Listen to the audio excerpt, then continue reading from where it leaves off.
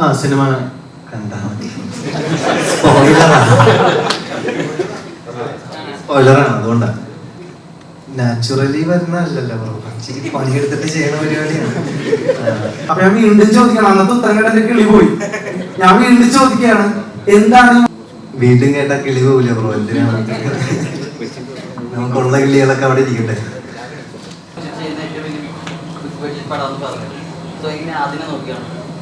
അടച്ചൊന്നറിയാം, സത്യമായിട്ട് എനിക്കൊന്നും അറിയില്ല.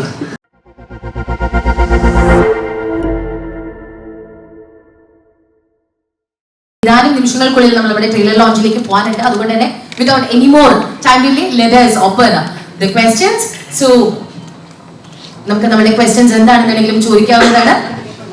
Please grab the mic and ask your question. ആദ്യത്തെ ക്വസ്റ്റ്യൻ എവിടെ നിന്നായിരുന്നു? അവിടേക്ക് കൊടുക്കാവോ? യെസ്.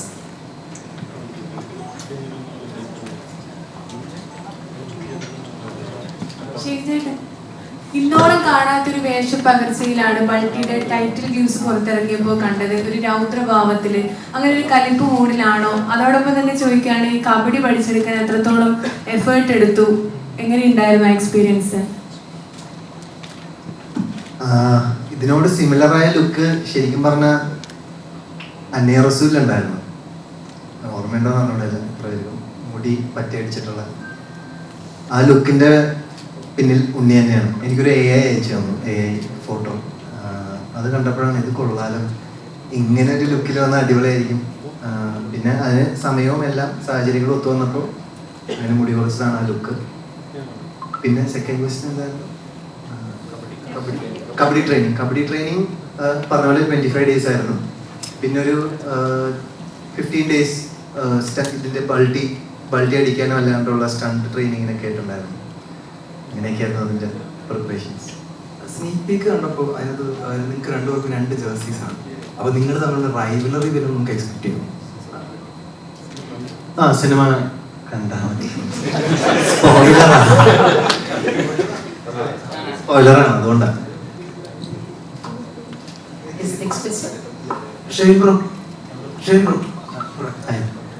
ഞാൻ എന്റെ ജീവിതത്തിൽ ആദ്യമായിട്ട് ഇന്റർവ്യൂ ചെയ്യുന്ന നടനാണ് ഷെയ്ൻ ബ്രോ. വർഷങ്ങൾക്ക് മുമ്പ്, ഏകദേശം ഇതേ സമയത്താണ്, സെപ്റ്റംബർ മാസത്തിലാണ്. അപ്പോ അന്ന് കണ്ടതിനേക്കാൾ ഒരുപാട് സുന്ദരനായിട്ടുണ്ട്. അപ്പോ ലുക്കിനെ കുറിച്ച് തന്നെയാണ് ചോദ്യം. ഇഷ്കിൽ കണ്ട പോലെയല്ല കുമ്പളങ്ങി നെക്സില്, കുമ്പളങ്ങിയിൽ കണ്ട പോലെയല്ല RDXിൽ കണ്ട പോലെയല്ല ബൾട്ടിയില്. ഇപ്പോ ഷെയ്ൻ ബ്രോനെ സംബന്ധിച്ചിടത്തോളം പോസ്റ്റർ നോക്കിയാൽ നമുക്ക് മനസ്സിലാവും ഇത് ഏതാ സിനിമ എന്നുള്ളത്. ഞാനത് മമ്മൂക്കയിലാണ് കണ്ടിട്ടുള്ളത്. കാരണം മമ്മൂക്കയുടെ ഒക്കെ പോസ്റ്റർ നോക്കിയാൽ മതി, അത്രയും ഗെറ്റപ്പ് ചേഞ്ച് ആണ്. അപ്പൊ ഇത് ഇന്റൻഷനലി ചെയ്യുന്നതാണോ അതോ നാച്ചുറലി അങ്ങനെ വരുന്നതാണോ? നാച്ചുറലി വരുന്നതല്ലല്ലോ ബ്രോ, ഇച്ചിരി പണിയെടുത്തിട്ട് ചെയ്യണ പരിപാടിയാണ്. ഈ പറഞ്ഞ പോലെ ഞാൻ പറഞ്ഞില്ല, ഇപ്പൊ ഈ ബൾട്ടിയുടെ വിഷയത്തില് നമ്മുടെ ഡയറക്ടർ ക്ലിയർ ആയിട്ടൊരു ഇമേജ് എനിക്ക് തന്നു, ഇങ്ങനെ ഒരു റെഫറൻസിൽ തന്നെ നമുക്ക് വർക്ക് ചെയ്യാമെന്ന്. ഇഷ്കിലി പറഞ്ഞ പോലെ വ്യത്യസ്തമാകാൻ കാരണം ആ പല്ലിലെ കമ്പിയാണ്. അത് എൻ്റെ ഒരു സജഷൻ ആയിരുന്നു, അങ്ങനെ കിട്ടാൻ ഒരു ഫേസ് പെട്ടെന്ന് മാറുമല്ലേ. എനിക്ക് അങ്ങനെ മാറ്റി ചെയ്യാൻ ഇൻട്രസ്റ്റ് ഉണ്ട് ബ്രോ, അതും അതിൻ്റെ അകത്തൊരു ഇതുണ്ട്. എന്നാലും നമുക്കൊരു പരിമിതി ഉണ്ടാവുമല്ലോ മലയാള സിനിമയിൽ. ഒരു ടൈം കുറവാണല്ലോ, ഷൂട്ട് ടൈം കുറവാണ്. അതിന് മുമ്പത്തെ ഇപ്പോൾ ഒരു പ്രെപ്പിനുള്ള ടൈമൊക്കെ ചിലപ്പോൾ കുറവായിരിക്കും. അത് എല്ലാ സാഹചര്യങ്ങളും ഒത്തു വരുമ്പോഴാണ് നമുക്ക് ഇത് പിടിക്കാനും പറ്റുള്ളൂ. പിന്നെ ഈ സിനിമയെ സംബന്ധിച്ചിടത്തോളം അതിനുള്ള സമയവും ഈ പറഞ്ഞ അതാണ് നേരത്തെ ഞാൻ ആഡ് ചെയ്യാൻ വിട്ടുപോയ പോയിന്റ്. ഇവിടുത്തെ പറഞ്ഞു, ബിനു ചേട്ടൻ പറഞ്ഞു 40 ദിവസം ട്രെയിനിങ്ങിന് വേണ്ടി ഞങ്ങളോട് താങ്ക്സ് പറഞ്ഞു. ശരിക്കും ഞങ്ങളാണ് തിരിച്ച് താങ്ക്സ് പറയേണ്ടത്. കാരണം ഒരു സിനിമ അങ്ങനെ ഒരു അവസരങ്ങൾ എനിക്ക് മുമ്പ് അങ്ങനെ ഒരുക്കി തന്നിട്ടില്ല. എന്ന് വെച്ച് കഴിഞ്ഞാൽ വേറെ ഒരാളും ഇതാക്കി പറയുന്നതല്ല, കാര്യം എപ്പോഴും ഈ പറഞ്ഞ പോലെ ബഡ്ജറ്റിൽ ഒതുക്കാൻ വേണ്ടി ഒരുപാട് കൺസ്ട്രെയിൻസ് സാധാരണഗതിയിൽ മലയാള സിനിമയിലൂടെ മലയാള സിനിമയിൽ അഭിനയിക്കുന്ന ഒരാളെന്ന രീതിയിൽ കടന്നുകൊണ്ടി ഒരു സാഹചര്യമുണ്ട്. ആ 40 ദിവസം ട്രെയിനിങ്ങിന് ഞങ്ങൾക്ക് എല്ലാ സൗകര്യങ്ങളും ഒരുക്കി തന്നിട്ടാണ് ബിനിചേട്ടൻ അല്ലെങ്കിൽ ഒരു പ്രൊഡക്ഷന്റെ ഭാഗത്തു നിന്നുണ്ടായത്. അപ്പോൾ ശരിക്കും പറഞ്ഞാൽ അത് ഞങ്ങളും തിരിച്ച് താങ്ക്സ് പറയേണ്ട ഒരു വലിയൊരു ബാധ്യതയുണ്ട്. അപ്പോൾ അങ്ങനെയൊക്കെയാണ് ബ്രോ കാര്യങ്ങൾ. അന്നായി ഇന്റർവ്യൂല് ഏത് പടത്തിലായിരുന്നു അത്? ഓൺലൈൻ പിക്സ് എന്നുള്ള ചാനലിൽ ഇപ്പൊ കിടപ്പുണ്ട്. ഓക്കെ. അന്നായി ഇന്റർവ്യൂല് ചോദിച്ചൊരു ചോദ്യമുണ്ട്, അന്ന് ആ ചോദ്യത്തിന് ഉത്തരം എനിക്ക് മനസ്സിലായില്ല. കാരണം അന്ന് ആ ടൈംസിലൊക്കെ ഷൈൻ നിഗത്തിന്റെ പോസ്റ്റേഴ്സിലും അല്ലെങ്കിൽ ഇൻസ്റ്റാഗ്രാമിലോ ഫേസ്ബുക്കിലോ ഒക്കെ വൺ ലവ് എന്ന് ഇങ്ങനെ ഇടയ്ക്കിടയ്ക്ക് ഇങ്ങനെ ഇടുമായിരുന്നു. അപ്പൊ അന്ന് ചോദിച്ചിരുന്നു എന്താണ് ഈ വൺ ലവ് എന്നുള്ളത്. അപ്പൊ ഞാൻ വീണ്ടും ചോദിക്കണം, അന്നത്തെ ഉത്തരം കേട്ട് എന്റെ കിളി പോയി. ഞാൻ വീണ്ടും ചോദിക്കുകയാണ്, എന്താണ് ഈ വൺ ലവ്? വീണ്ടും കേട്ടാ കിളി പോവില്ല ബ്രോ, എന്തിനാണ് നമുക്കുള്ള കിളികളൊക്കെ അവിടെ ഇരിക്കട്ടെ. ബൾട്ടി ഒരു കംപ്ലീറ്റ് സ്പോർട്സ് ജോണിൽ വരുന്ന സിനിമയാണ് ആണെങ്കിൽ എത്രത്തോളം ചലഞ്ചിങ് ആയിരുന്നു? കംപ്ലീറ്റ് സ്പോർട്സ് ജോണറിൽ വരുന്ന സിനിമയല്ല അല്ലേ, അങ്ങനെ പറയാറില്ല. കാരണം വേറൊന്നുമല്ല, കബഡി വളരെ ഇമ്പോർട്ടൻ്റ് ആണ്. ഈ കഥ മുന്നോട്ട് കൊണ്ടുപോകാനും കഥയിൽ ചേഞ്ച് ഓവർ ഉണ്ടാവാനും എല്ലാം കബഡി വളരെ ഇമ്പോർട്ടൻ്റ് ആണ്. പക്ഷെ ഇതൊരു sports movie, completely sports movie അല്ല. സെക്കൻഡ് ഹാഫിലേക്ക് ഒരു ചെറിയൊരു ജോണർ ഷിഫ്റ്റ് ടുവേർഡ്സ് ഒരു ഗാങ്സ്റ്റർ ഡ്രാമയിലേക്ക് മാറുന്നുണ്ടെന്നുള്ളതാണ് ഈ സിനിമ. അതായത് സാധാരണ ഇതിലൊരു സ്പോർട്സ് സിനിമയിൽ അവസാനം വരുന്നത് ഒരു മാച്ച്, അതിൽ ജയം പരാജയം അങ്ങനെയുള്ള സെറ്റപ്പാണല്ലോ. പക്ഷെ ഈ പടം അങ്ങനെയല്ല. എല്ലാവരും സിനിമയുമായി ബന്ധപ്പെട്ട ചോദ്യങ്ങൾ ചോദിക്കാം.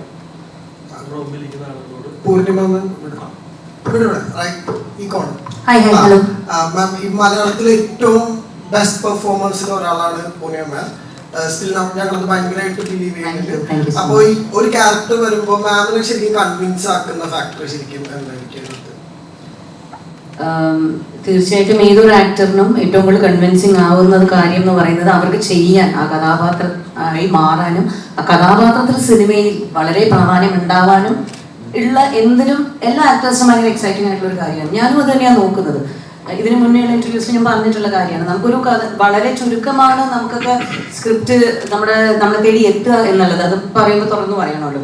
അങ്ങനെ വരുന്ന സ്ക്രിപ്റ്റുകളിൽ നമ്മളെ എക്സൈറ്റ് ചെയ്യിപ്പിക്കുന്ന, നമ്മളോട് പറയുന്ന കഥാപാത്രത്തിന് അത്രമാത്രം ആ സിനിമയിൽ പ്രാധാന്യമുള്ള കഥാപാത്രം കിട്ടുക എന്ന് പറയുന്നത് വളരെ ഇമ്പോർട്ടൻ്റ് ആയിട്ടൊരു കാര്യമാണ്. ഞാൻ പ്രധാനമായി നോക്കുന്ന കാര്യം അത് തന്നെയാണ്. അത് കിട്ടിക്കഴിഞ്ഞാൽ പിന്നെ തീർച്ചയായിട്ടും അതിൻ്റെ മേക്കേഴ്സിൽ ട്രസ്റ്റ് ചെയ്യുക എന്നതാണ് എൻ്റെ അടുത്ത പ്രോസസ്സ്. കാരണം എനിക്ക് ഈ പ്രോസസ്സിൽ ഭയങ്കര ഇഷ്ടമാണ്, മേക്കിംഗ് പ്രോസസ്സിൽ ഭയങ്കര ഇഷ്ടമാണ്. ആ മേക്കിംഗ് പ്രോസസ്സിൽ ഏറ്റവും കൂടുതൽ എൻഗേജിങ് ആവുന്നത് ഓരോരുത്തരുടെ പെർസ്പെക്റ്റീവിൽ നിന്നും നമ്മൾ ആ സിനിമയും ആ കഥാപാത്രങ്ങളെയും കാണുമ്പോഴാണ്.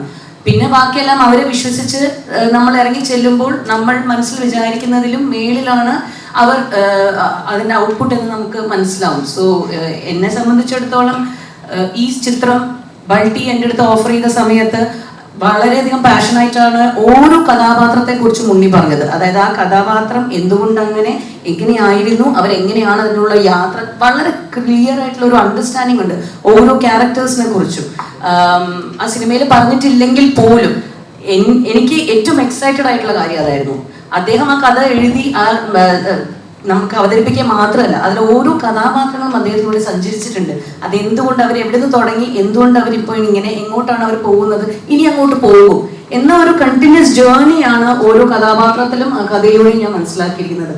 അങ്ങനെ ഒരു കഥയിൽ ഭാഗമാകാൻ, ഒരു പ്രധാന കഥാപാത്രം ആകാൻ നമുക്ക് ഒരു സാഹചര്യം കിട്ടുമ്പോൾ എനിക്ക് വളരെ എക്സൈറ്റ്മെന്റോട് കൂടി തന്നെ ഞാൻ ആദ്യം മുന്നോട്ട് ചോദിച്ചത് ഉറപ്പാണല്ലോ അല്ലേ. കാരണം അതിനകത്ത് എൻ്റെ കാര്യം എന്ന് പറയുന്നത് അവിടെ പോയി നിൽക്കുക എന്നത് മാത്രമേ ഉള്ളൂ.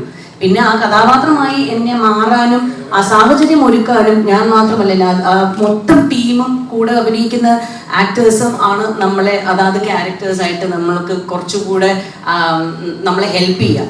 അപ്പൊ അങ്ങനെ ഒരു ടീം, അങ്ങനെ ഒരു സ്റ്റോറി, അങ്ങനെ ഒരു സർക്കംസ്റ്റൻസ് ഓരോ സീൻസിലും ഒരുക്കി തരുന്നത് ഒരു വലിയ ടീം തന്നെയാണ്. സോ ആ ടീമുമായി വർക്ക് ചെയ്യാനുള്ളൊരു എക്സൈറ്റ്മെന്റ് ആയിരുന്നു എൻ്റെ primary. Thank you so much. Excuse me, we just have time for 2 more questions, so please plan it accordingly. Please. I'm just curious to know because I think you're the only guy who's able to pull off 2 beautiful masterpiece songs, Veer as well as the song in the Balti. So how do you kind of manage to do both these things? Manage? I mean, like, how are you able to do this? That's what I'm asking. I have a beautiful team, bro. So I work on the creatives and I design everything, and they help me to communicate with the producers and everybody and all. So major creative மட்டும் என்னோட கால் எப்பவுமே நான் பண்ணிட்டே இருப்பேன். So brain is always working towards the compositions, lyric, production and learning new stuff every day. So I would like to thank my team for it. So the songs that you've done in the previous years or something, all these things are a bit surreal. Sareem, I mean, like, it's not so. It's not like so much real. It's a bit. Getting it. Yeah. Okay. So, who's the man behind that idea? Behind the Vision.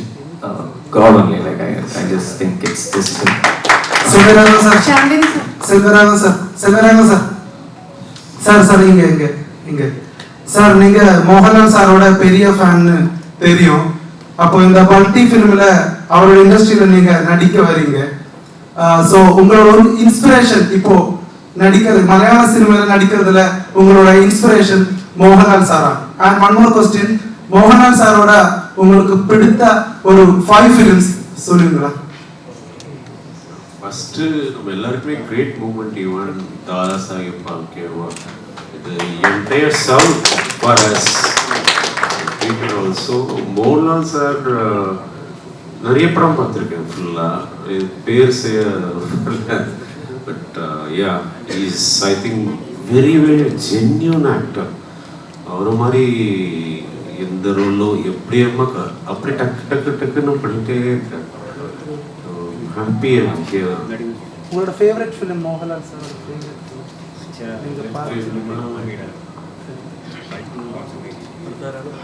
எல்லாமே favourite தானே, ஒரு favourite இல்லை. Shanthini sir, ഒരു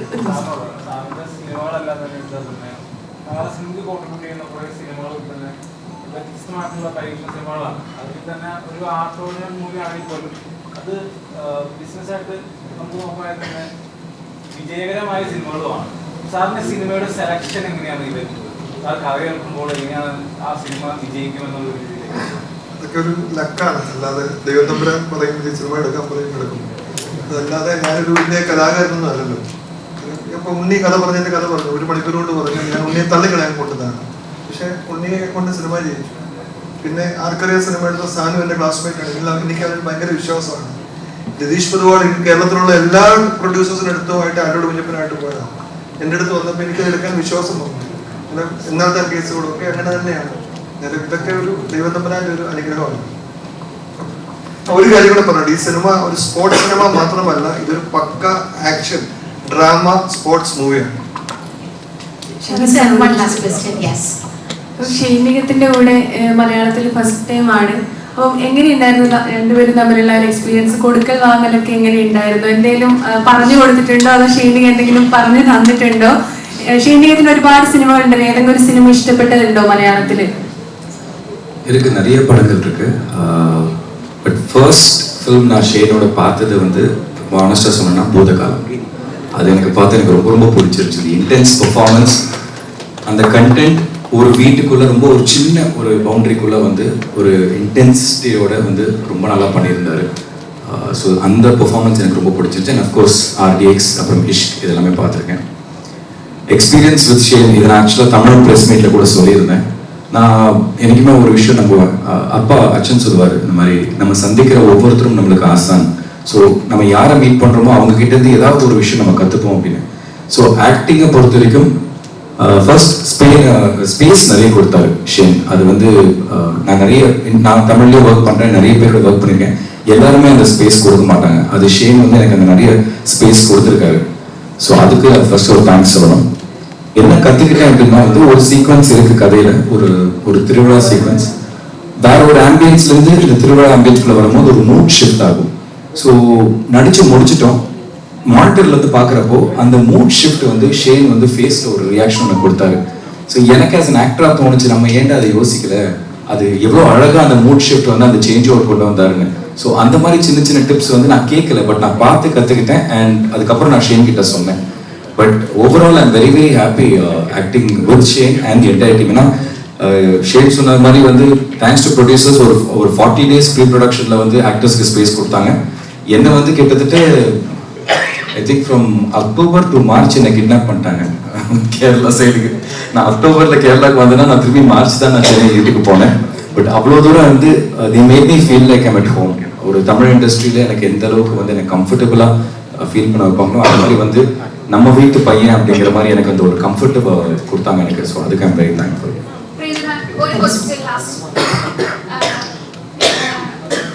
ഞാൻ മലയാളത്തിൽ സംസാരിക്കും. മാഡത്തിന് മലയാളത്തിലോട്ട് അയോധ്യ എന്ന് പറഞ്ഞൊരു മൂവി ചെയ്തിരുന്നു. അതേപോലെ തന്നെ ഇപ്പോൾ മലയാളത്തിലേക്ക് വന്നപ്പോൾ എന്താണ് ഒരു ചേഞ്ചസ് എക്സൈറ്റ്മെന്റ് എന്തൊക്കെയാണ് തോന്നിപ്പിച്ചത് മലയാളം മൂവിയിൽ? എക്സൈറ്റ്മെന്റ്സ് എലമെന്റ്സ് എന്തൊക്കെയാണ്? She's basically asking what are those factors in the Malayalam movie that's exciting you?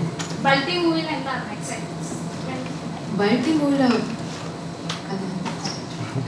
കഥ സ്റ്റോറി വളരെ എക്സൈറ്റിംഗ് ആണത്. സാർ சொன்ன மாதிரி not only it's not a kabaddi based movie ഇല്ല, ഇത് வந்து വളരെ ആക്ഷൻ ഡ്രാമ സ്പോർട്സ് സിനിമയിൽ അതിൽ ഞാനൊരു പറഞ്ഞ എൻ്റെ ക്യാരക്ടർ ഭയങ്കര ഡിഫറെൻറ്റ് ആൻഡ് അയോധ്യയിൽ வந்து ഡിഫറെൻറ്റ് ഒരു ക്യാരക്ടർ ഇതിൽ വളരെ ഡിഫറെൻ്റ് ആണ്. സോ അത് എനിക്ക് ഇഷ്ടമാണ് ரொம்ப അതിനോட ക്യാരക്ടറൈസേഷൻ.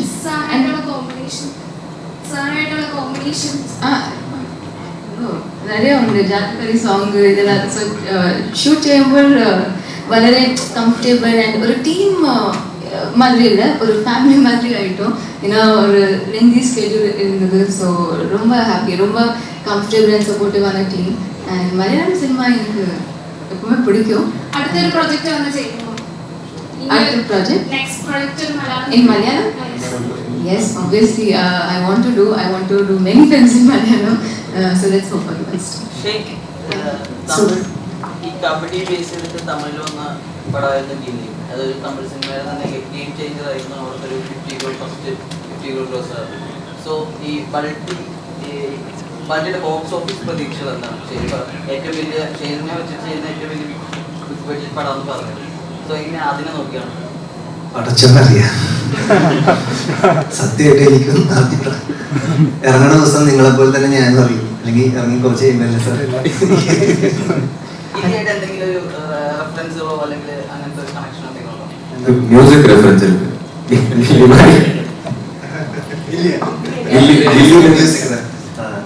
അല്ല, അതാണല്ലോ നമുക്ക് മുമ്പിലുള്ള ഒരു പക്ക.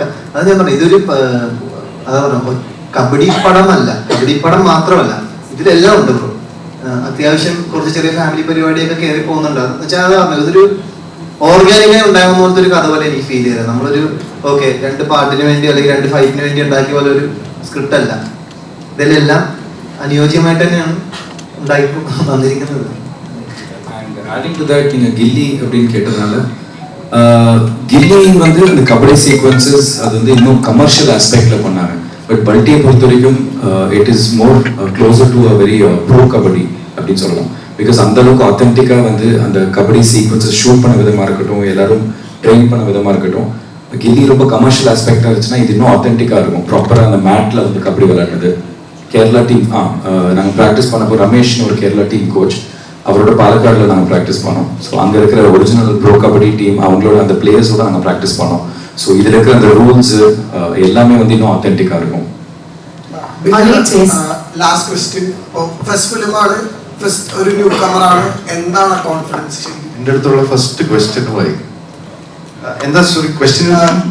ഫസ്റ്റ് പടമാണ്, ഫസ്റ്റ് ഡയറക്ടറാണ്, എന്താ confidence? See, confidence is yeah, movie making process if you trust. See, ഇതിൽ ഒത്തിരി പാഷൻ, ഒത്തിരി hard work is gone through. അതിന്റെ ഔട്ട്കം എന്താണ് commercially we don't look at it. See, ഇപ്പൊ ഞാൻ അല്ലാത്ത പറയാറുള്ള ഒരു സംഭവമാണ്, you do your work with utmost passion and sincerity. It is a by product. Success is always a by product of your hard work. And അത് മാത്രമേ പറയാനുള്ളൂ. So as of today എനിക്ക് ഒരിക്കലും പറയാൻ പറ്റില്ല 26th ഈ പടം എങ്ങനെയായി തീരും. അതൊക്കെ പ്രേക്ഷകരുടെയിലും ഓഡിയൻസിൻ്റെയിലാണ് അല്ലേ. So that's up to them. We believe we have come out with a good product. അപ്പോൾ ഒരു നല്ല ഒരു ആക്ഷൻ പടം. ഇതിൻ്റെ അതിനു മുമ്പ് ആക്ഷൻ മാസ്റ്റർ സന്തോഷും വിക്കി മാസ്റ്ററിനും ഒരു വളരെ വളരെ ബിഗ് താങ്ക്സ്. നിങ്ങൾ ആ പടം കാണുമ്പം മനസ്സിലാവും ഇതിലെ action sequence. I think it's the first time in Malayalam ഇങ്ങനെ ഒരു sequence it's come out really well. അപ്പോൾ അത് നിങ്ങൾ കണ്ട് നമുക്കിഷ്ടമായി, നിങ്ങൾക്ക് ഇഷ്ടമാകും എന്ന് വിശ്വസിക്കുന്നു. Alright, so yes, നിങ്ങളുടെ എല്ലാവരുടെയും പ്രാർത്ഥന ഉണ്ടാകും. And like we all pray that it will be huge. But എനിക്കറിയാം ഒരുപാട് ചോദ്യങ്ങൾ ഇനിയും ചോദിക്കാനുണ്ട്. But we are running short of time. So we are right now winding up the press meet. But something else is to be added by Sai. So over to you, please. So this is my first Malayalam film. உங்களோட எல்லா love, support and prayers எனக்கு கண்டிப்பாக தேவை. So என் கூட வந்து support பண்ணுங்க. Thank you so much.